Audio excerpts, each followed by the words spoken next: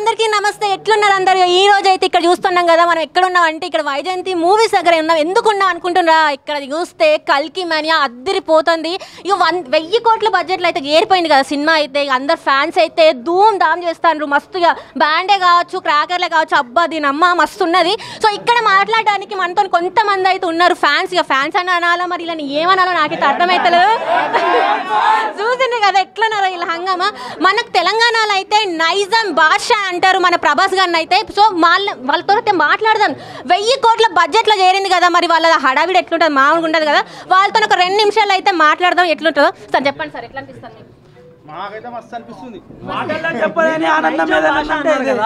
నైజాం భాష కాదండి, వరల్డ్ భాష. మాకు ఇక్కడ ఏంటంటే ఫస్ట్ ఇక్కడ నైజాంలోనే బ్రేక్ ఈవెన్ అయింది సార్. అందుకే మేము ఇట్లా మాట్లాడుకుంటున్నాం ప్రభాస్ గురించి.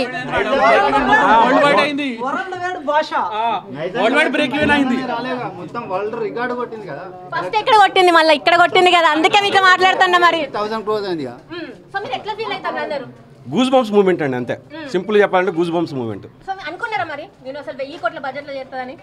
ఎప్పుడు ప్రతి సినిమా అనుకుంటామండి, మాకు కేక్ వాక్ అనమాట 1000 కోట్లు చేస్తాం. అంటే ఇప్పుడు చూస్తే కొన్ని సినిమాలు మధ్య మధ్యన అట్లా అయినాయి కదా. సో అప్పుడు ఏమన్నా మరి ఏమనిపించింది, మరి కల్కి పోదా అనుకున్నారా? ఎట్లా అనుకున్నారు? మేము కల్కి మీద ఫస్ట్ నుంచి ఎక్స్పెక్టేషన్స్ అయితే ఉన్నాయండి. పక్కాగా 1000 కోట్ల క్లబ్లో అయితే చేరుద్ది అనుకుంటున్నాం.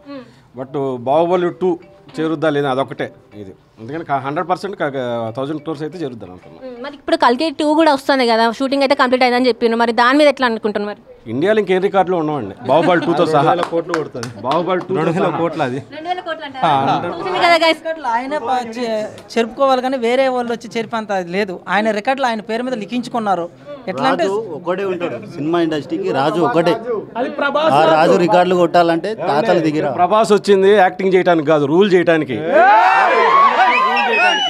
So we will rule the Indian film industry for ever.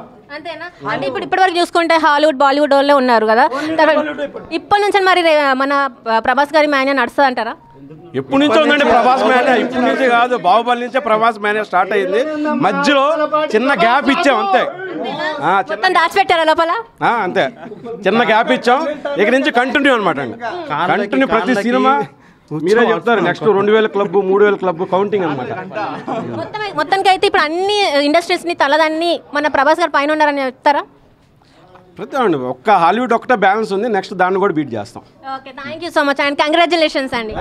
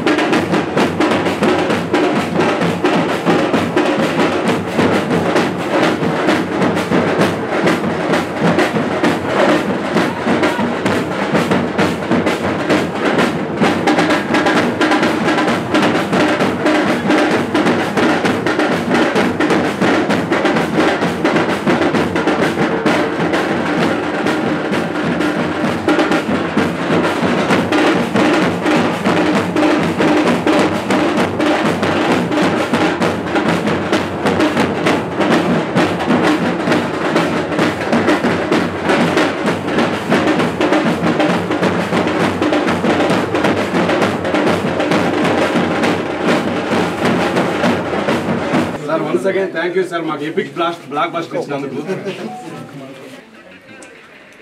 Second part మాత్రం ఇంతవరకు తెలుగులో ఎవరు తీయని విధంగా వస్తుంది.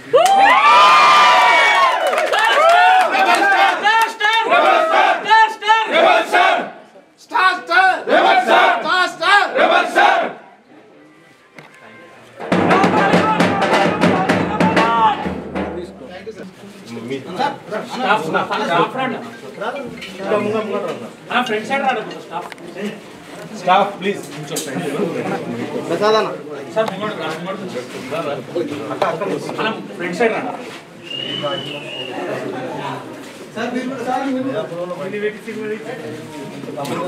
లేదా ముందు సార్ బాలాజీ గారు సార్ మాకు బాగా హెల్ప్ చేశారు సార్ బాలాజీ గారు. అందరూ క్లాప్ చేయండి ఒకసారి.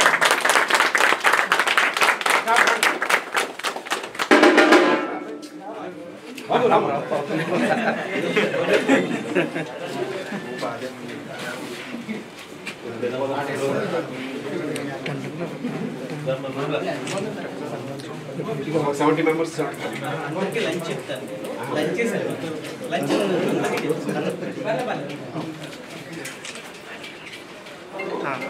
అందరూ సిటీలో తిరుపతి